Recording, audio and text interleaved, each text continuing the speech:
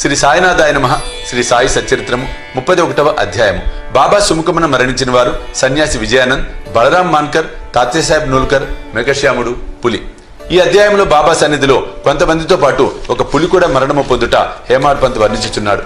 మరణ కాలమున మనసునందు కోరిక గాని ఆలోచన గాని ఆ వ్యక్తి భవిష్యత్తును నిర్ణయించును.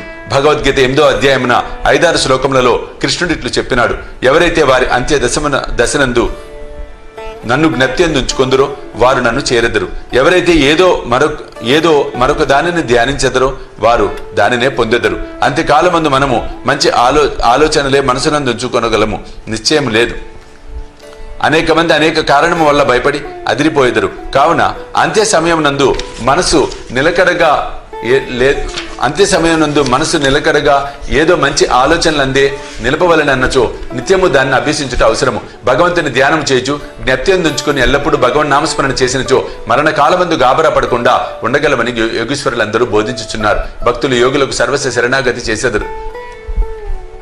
ఏలన సర్వజ్ఞులు యోగులు దారి చూపి అంత్యకాలమును సహాయం చేసేదరని వారి నమ్మకం. అన్నింటినీ అటువంటివి కొన్ని ఇచ్చట చెప్పేదను.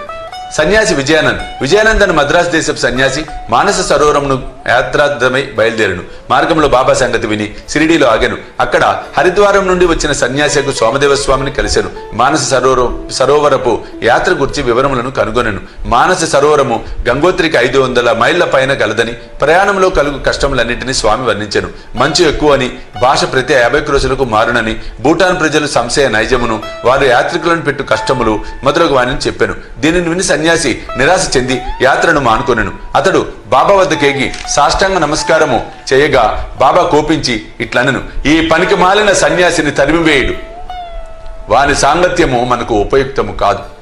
సన్యాసికి బాబా నైజం తెలియనందున అసంతృప్తి కలిగెను. కూర్చుండి జరుగుతున్న విషయములన్నింటినీ గమనించుచుండెను. అది ఉదయమున జరుగు దర్బారు సమయం. మసీదు భక్తులచే కిక్కిరిసి ఉండెను. వారు బాబాను అనేక విధములుగా పూజించుచుండిరి. కొందరు వారి పాదములు అభిషేకం చేయుచుండిరి. వారి బొటన వేలు నుండి తీర్థమును తాగుచుండిరి. కొందరు దానిని కండ్లకు అద్దుకొని చుండిరి. కొందరు బాబా శరీరమున అత్తరు చందనములు పూయిచుండిరి. జాతి మత భేదములు లేక అందరిని సేవ చేయుచుండిరి. బాబా తనను కోపించినప్పటికీ అతనికి బాబా యందు ప్రేమ కలిగెను. కావున అతనికి ఆ స్థలము విడిచిపెట్టుటకు ఇష్టం లేకుండెను. అతడు షిరిడీలో 2 రోజులుండిన పిమ్మట తల్లికి జబ్బుగా ఉన్నదని మద్రాసు నుండి ఉత్తరం వచ్చెను. విసుగు చెంది అతడు తన తల్లి వద్దకు పోగోరెను. బాబా ఆజ్ఞ లేనిదే షిరిడి విడువలేకుండెను. ఉత్తరము తీసుకుని బాబా దర్శనమునకే వెళ్ళెను. ఇంటికి పోవుటకు బాబా ఆజ్ఞ వేడెను. సర్వజ్ఞుడకు బాబా ముందు జరగబోవునది గ్రహించి, నీ తల్లిని అంత ప్రేమించువాడవైతే సన్యాసం ఎందుకు పుచ్చుకొంటివి? కాషాయ వస్త్రములు ధరించువానికి దేని యందు అభిమానము చూపుట తగదు. నీ బసకు పోయి హాయిగా కూర్చుండుము. ఓపికతో కొద్ది రోజులు కూర్చుండుము. వాడలో పెక్కు దొంగలున్నారు, తలుపు గడియ వేసుకొని జాగ్రత్తగా ఉండుము. దొంగలంతయు దోచుకొని పోయేదరు. ధనము ఐశ్వర్యము మొదలగునవి నిత్యము కావు. శరీరము శిథిలమై తుదకు నశించును. దీనిని తెలుసుకొని నీ కర్తవ్యమును చేయుము. ఇహలోక పరలోక వస్తువులన్నిటి యందు గల అభిమానము విడిచిపెట్టుము. ఎవరైతే ఈ ప్రకారం చేసి హరి యొక్క పాదములను శరణు వేడెదరో వారు సకల కష్టముల నుండి తప్పించుకొని మోక్షము పొందెదరు. ఎవరైతే భక్తి ప్రేమలతో భగవంతుని ధ్యానము చేసి మననము చేసెదరో వారికి దేవుడు పరిగెత్తుకుపోయి సహాయము చేయును. నీ పూర్వ పుణ్యం ఎక్కువగొడచే నీవిక్కడకు రాగలిగితివి. నేను చెప్పిన దానిని జాగ్రత్తగా విని జీవిత పరమావధిని కాంచుము. కోరికలు లేనివాడివై రేపటి నుండి భాగవతమును పారాయణము చేయుము. శ్రద్ధతో 3 సప్తాహములను చేయుము. భగవంతుడు సంతృష్టి చెంది నీ విచారములను తొలగించును.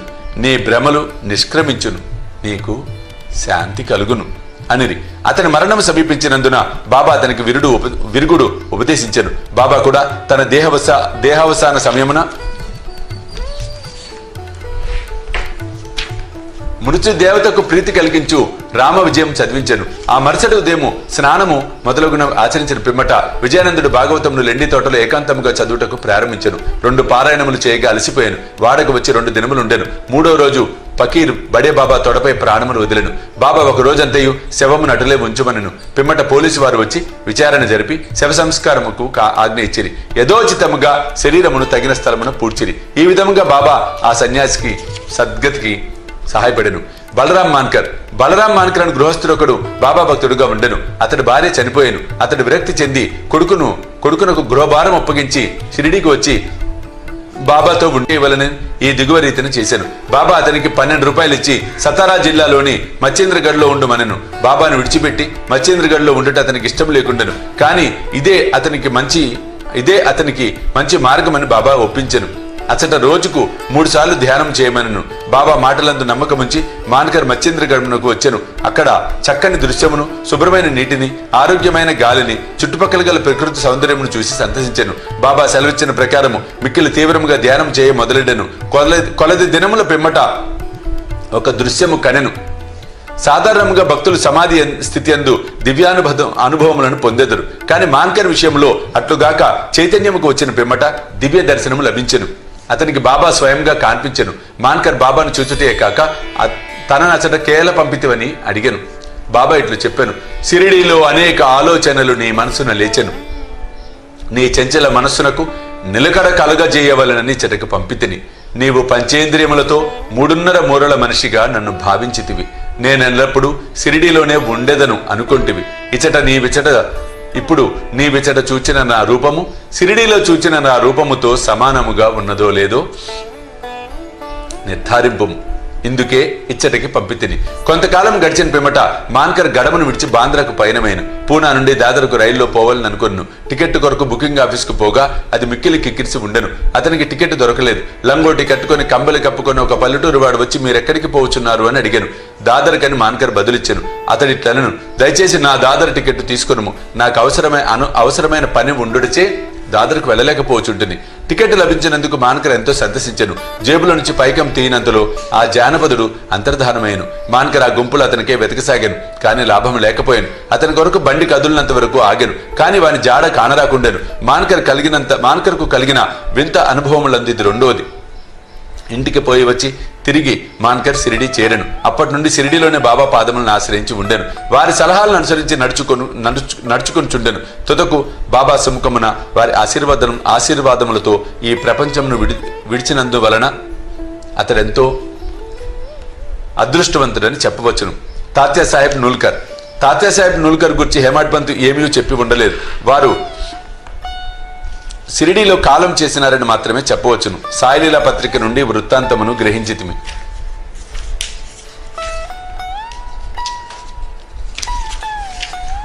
1909 సంవత్సరంలో తాత్యాసాహెబ్ పండరీపురంలో సబ్జెక్ట్ గా ఉండను. అప్పుడు నానాసాహెబ్ చందోర్కర్ అచ్చట మామలద్దారుగా ఉండను. ఇద్దరు చాలాసార్లు కలుసుకొని మాట్లాడుచుండ్రి. తాత్యాసాహెబ్కు యోగులందు నమ్మకం లేదు. నానాసాహెబ్కు వారి యందు మిగుల ప్రేమ. అనేక పర్యాయములు నానాసాహెబ్ నూల్కర్కు బాబా లీలలు చెప్పి షిరిడీకి పోయి వారి దర్శనం చేయమని బలవంత పెట్టాను. తుదకు 2 షరతులపై నూల్కర్ ఒప్పుకొనను. అందులో ఒకటి బ్రాహ్మణ వంటవాడు దొరకవలను, రెండవది బహుకరించుటకు నాగపూర్ కమలాఫలము దొరకవలను. భగవత్ కటాక్షంచే ఈ 2ను తటస్థించెను. ఒక బ్రాహ్మణుడు నానాసాహెబ్ వద్దకు రాగా అతడు వానిని తాత్యాసాహెబ్ నూల్కర్ వద్దకు పంపెను. ఎవరో గాని 100 కమలాఫలములను నూల్కర్కు పంపిరి.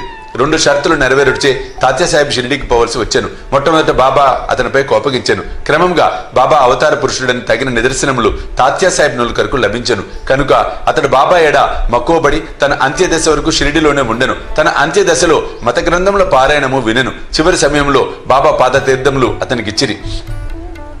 అతని మరణ వార్త విని బాబా ఇట్లనెను, అయ్యో తాత్యా మనకంటే ముందే వెళ్ళిపోయాను.